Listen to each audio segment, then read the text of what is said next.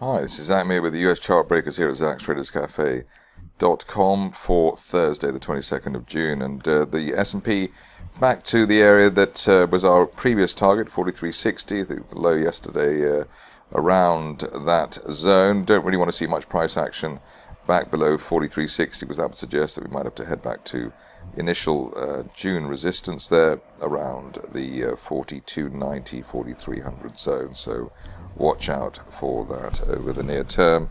In terms of recovery, then really an end-of-day close above 4400, probably the trigger for the what looks like an unlikely move up to 4700 by the end of the summer. Onto the stocks, and mixed bag in terms of those which we've been looking at a lot, and new faces. One of the new faces here are asset entities, and here beautiful gap to the upside, unfilled gap to the upside that we had earlier this month, and the shares basically consolidating near that initial gap area around we'll call it $2, above $2, looking for the top of that rising trend channel from February's high, $3.50 by the end of next month.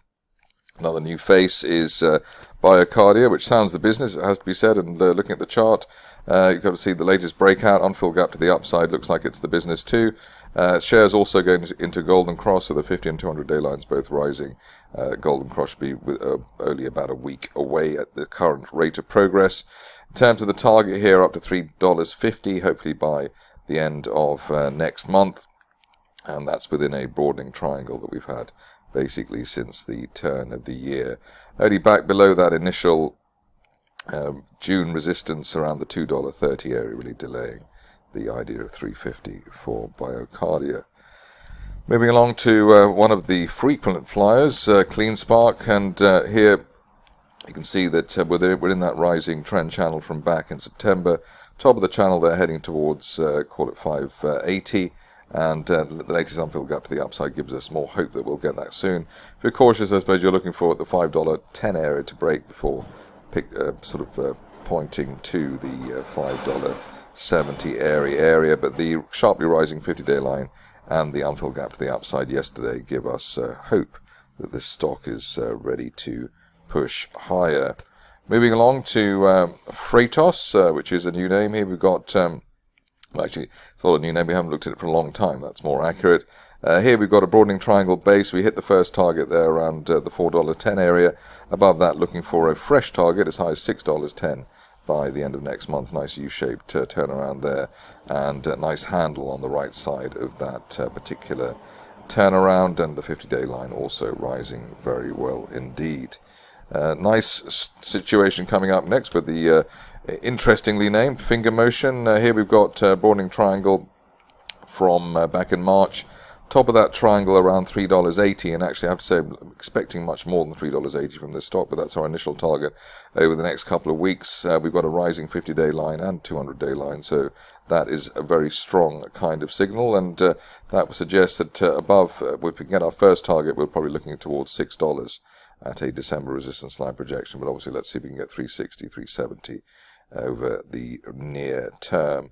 Only back below recent, old support, old resistance and new support around $2.20, really delaying the idea of recovery or ongoing recovery for that situation. More famous name is coming up next in the form of Groupon, and here you can see that if I can type it in correctly, you can see that we've got a rebound off the 50-day line, a broadening triangle there from April at around the $4.30 level, while we're above the 50-day line, which is now rising, looking for as high as $6.70, and the 200-day line falling there around that particular level to coincide with the top of the triangle.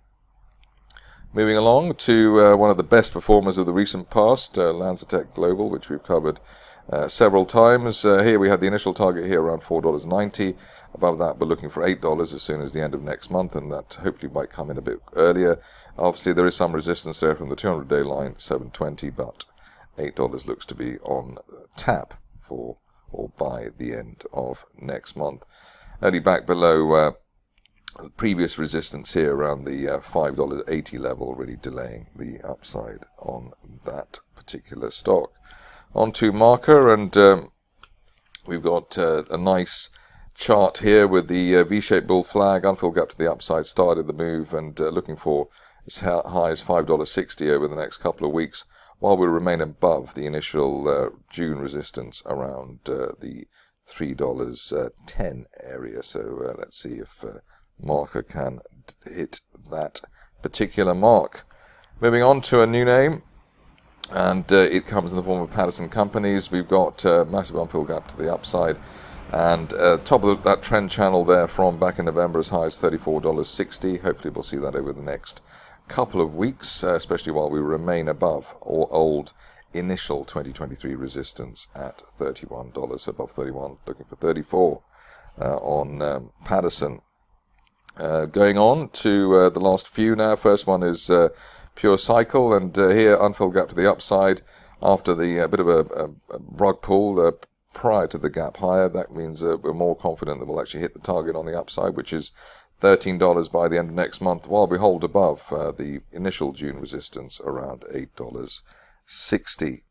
Last couple now. First is one which is been just trying to recover over the recent past. Semantix. The key here is that we break above the 200-day moving average. I suppose we're just touching it at the moment. So that's around 250 plus, would then give us a fresh target, or the initial target here, up to $3.20 and the 50-day moving average. Nice bullish divergence there. So the odd newer low there this month, but the RSI remaining on an upward trajectory, which tends to be a decent signal for such recovery situations. So £3 plus above $2.50. And finishing off with Summit, and here you can see that we've broken neckline resistance there around the $2.20 level. Above that we're looking for $3.30 over the next couple of weeks, possibly much more, or hopefully much more, but let's just see how we do on that particular target while we're above $2.20. That's it for me today. More updates tomorrow.